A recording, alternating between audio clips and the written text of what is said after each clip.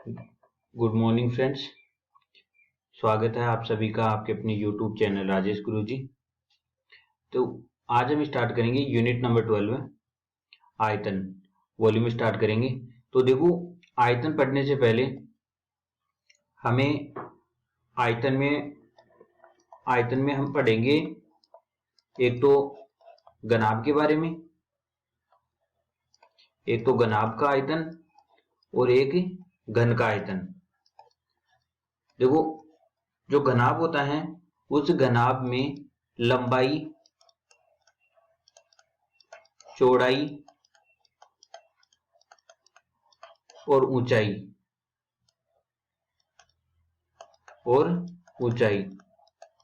तीनों अलग अलग होती हैं। लेकिन जो घन होता है उस घन में लंबाई, चौड़ाई और ऊंचाई तीनों आपस में बराबर होती हैं। इसमें तो असमान होगी, यानी कि तीनों की लंबाई अलग अलग होगी, और इसमें समान होती हैं। तो देखो, पहले हम इसमें बताएंगे घनाभ का आयतन ज्ञात करने के लिए फॉर्मूला। तो घनाभ का आयतन ज्ञात करने का फॉर्मूला, घनाभ का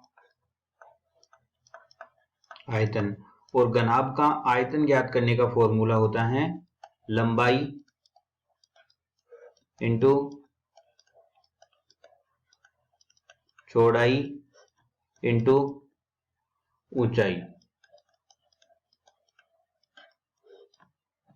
ये होता है घनाभ का आयतन ज्ञात करने का फॉर्मूला। अब इसी घनाभ के आयतन से हमें इसमें तीन राशियां दी हुई होंगी, जैसे तीनों लंबाई, चौड़ाई, ऊंचाई दे देगी तो हम आयतन ज्ञात करेंगे। अगर इसमें आयतन दे दे, लंबाई दे दे, चौड़ाई दे दे तो उससे हम ऊंचाई ज्ञात कर लेंगे। किसी भी तीन का मान दिया होगा और चौथा हमें ज्ञात करना होगा। जैसे यदि हमें यहां पूछ ले कि घनाभ की लंबाई, तो घनाभ की लंबाई ज्ञात करने के लिए फॉर्मूला क्या बन जाएगा? घनाभ का आयतन भाग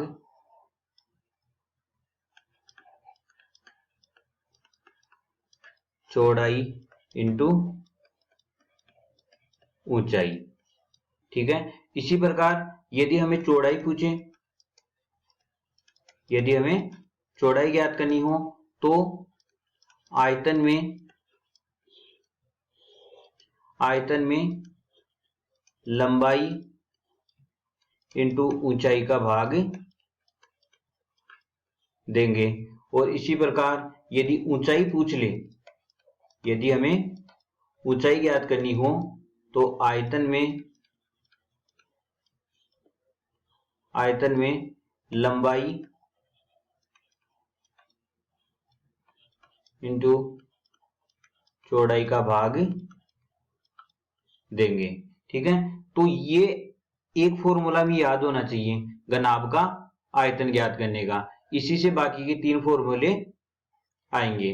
ठीक है। तो घनाभ का आयतन हो जाएगा लंबाई इंटू चौड़ाई इंटू ऊंचाई। इसी से हम लंबाई का फॉर्मूला बनाएंगे, इसी से चौड़ाई का, और इसी से ऊंचाई का ज्ञात कर सकते हैं। अब ये तो हो गया घनाभ का आयतन। अब होता है घनाभ का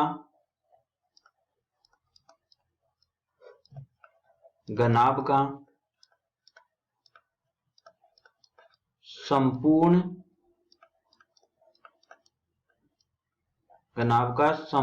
पृष्ठीय क्षेत्रफल। और घनाभ का संपूर्ण पृष्ठीय क्षेत्रफल ज्ञात करने का फॉर्मूला हो जाएगा 2 ब्रैकेट लंबाई इंटू चौड़ाई प्लस चौड़ाई इंटू ऊंचाई प्लस ऊंचाई इंटू लंबाई। ये होता है घनाभ का संपूर्ण पृष्ठीय क्षेत्रफल ज्ञात करने का फॉर्मूला। 2 ब्रैकेट लंबाई इंटू चौड़ाई प्लस चौड़ाई इंटू ऊंचाई प्लस ऊंचाई इंटू लंबाई। इससे हम घनाभ का संपूर्ण पृष्ठीय क्षेत्रफल ज्ञात कर सकते हैं। इसी प्रकार घनाभ का विकर्ण ज्ञात करने का फॉर्मूला, और घनाभ का विकर्ण ज्ञात करने का फॉर्मूला होता है लंबाई का स्क्वायर प्लस चौड़ाई का स्क्वायर प्लस ऊंचाई का स्क्वायर का अंडर रूट। ठीक है, तो घनाभ का विकर्ण ज्ञात करने का फॉर्मूला हो जाएगा लंबाई का स्क्वायर प्लस चौड़ाई का स्क्वायर प्लस ऊंचाई का स्क्वायर का अंडर रूट हो जाएगा। ठीक है, अब ये तो हो गई घनाभ की बात। अब आएगा घन। तो घन का आयतन ज्ञात करने का फॉर्मूला क्या होगा? अब देखो, घन की तीनों भुजाएं क्या होती हैं? आपस में बराबर होती हैं। तो घन का आयतन हो जाएगा भुजा क्यूब, और भुजा को ही क्या बोलते हैं? कोर भी बोलते हैं। तो कोर का क्यूब हो जाएगा। ठीक है, इसी प्रकार अब हमें घन की भुजा ज्ञात करनी हो, घन की भुजा ज्ञात करनी हो तो आयतन का क्या कर देंगे? रूट कर देंगे। आयतन का क्यूब करेंगे। यहां पर 3 है। ठीक है, ये फॉर्मूले में याद होने चाहिए। जब ये फॉर्मूले में याद होगी तभी हम ये प्रश्नावली कर पाएंगे।